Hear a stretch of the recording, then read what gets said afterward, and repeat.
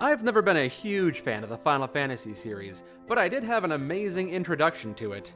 I received a copy of Final Fantasy VIII for my birthday one year, and I tried it out, and I was blown away by it. Possibly because previously I had only played Nintendo games, E for Everyone, mascot platformers, things that weren't all that serious. But now I've got this game where there's a gun that's also a sword, and there's this crescendoing opera music, and the protagonist is an angsty teenager, which is great for me because I was an angsty teenager at the time. It was like I was able to perfectly map myself onto the main character, which really drew me in. The first thing you do in this game is pair up with your teacher, venture to a nearby cave, which turns out to be a volcano, and then you gotta defeat this demonic devil-looking thing inside of it, and then you go back to school and you have prom and you meet this cute love interest, and she's super into you, but you're not having any of that because girls are dumb and school is dumb. Back in the day I had a great time with this game, but I'm not so blinded by nostalgia that I can't see its flaws. It's got a lot of flaws. But that was my introduction to this series, and I wanted to play more Final Fantasy games. So I tried the Super Nintendo Final Fantasy games, and they were great. I had a great time with 4, 5, and 6.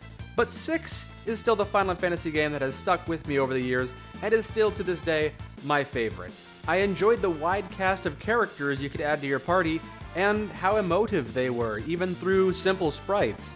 My favorite character is King Edgar, who joins your party early on. He can use a variety of tools, including a crossbow to shoot all the enemies at once. Then I give him a chainsaw, and he just has a blast. He's going crazy. Sometimes he's wearing a Freddy Krueger mask while he's chopping up his victims, and I don't know where he got that. I did not give that to him. That is not his standard issue equipment.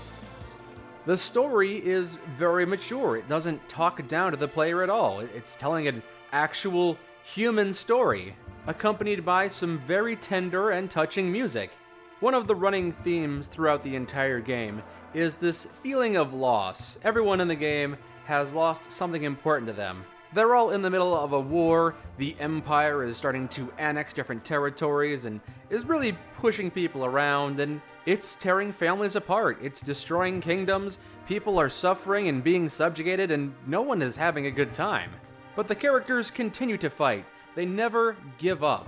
From the man who lost his entire family to this raging war, to a general who was infused with magic at a young age, to become a tool of war for the Empire.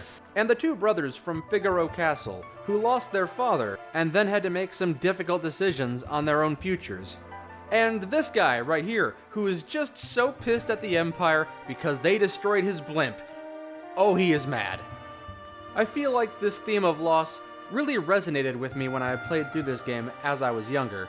Back then, my parents were going through a divorce, and I felt a huge sense of loss from that as well. So Final Fantasy VI not only provided me a different world to escape to, but also seemed to commiserate in misery with me. Overall, the entire thing is great. It's got great music, great characters, a really good, well-told story. I went back to this game recently because they released a pixel remaster of it not too long ago, and it really improves the presentation. It was already good back on the Super Nintendo, but it looks so good now.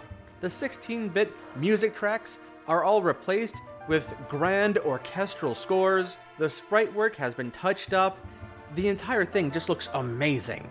They also added quite a lot of quality of life improvements. The ability to turn off random battles immediately jumps to the forefront. Now, I've never been a huge fan of the random encounter system. I find it incredibly annoying to constantly be interrupted by a 1-minute chore that I have to complete before I can continue my quest. You're just trying to go from point A to point B, and it should be a 2-minute walk, but it becomes a 30-minute slog because you keep getting a bunch of random battles popping up in your face. I've never been a big fan of them. Never liked them. Never. Back when I played on the Super Nintendo, I would abuse an exploit. My characters would ride a raft around the river rapids all night, and when I woke up in the morning, they were level 50. So I started off being way overpowered and just kind of blew my way through the game, and you know, that was enjoyable for me. And now here it is, basically an official option. Turn off random battles entirely. Or if you'd prefer to play through the game the way it was meant to be played, that's also an option, and while you're doing that, you can fill out the new bestiary. Random encounters aside, I think this game is wonderful. It's one of my favorites from my childhood. Going back to it in this new remade version, it looks and sounds wonderful, and it's definitely the version I would recommend for anyone who's interested in playing it, either as a newcomer or a returning veteran. There's one more aspect of this game that I want to talk about, but it's gonna be considered a spoiler. So the game starts off feeling pretty normal for an RPG, albeit telling a bit of a darker and more mature story.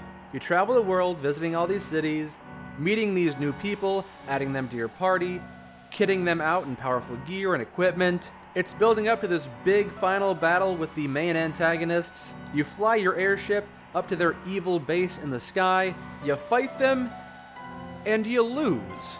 The bad guys win, and they end up destroying the world.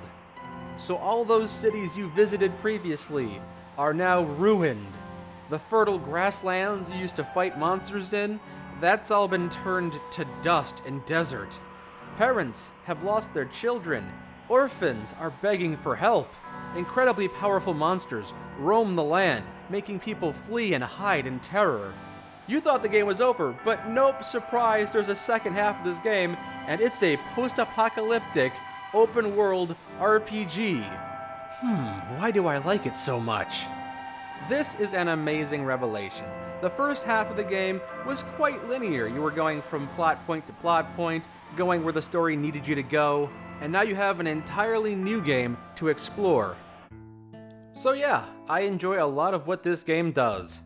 And I want to recommend it to as many people as possible, but I know that not everyone's gonna vibe well with it. It's not for everyone, but I enjoyed it at the time, I still enjoy it today. Some of that's nostalgia, but some of that is just a fond appreciation for what is a finely crafted game.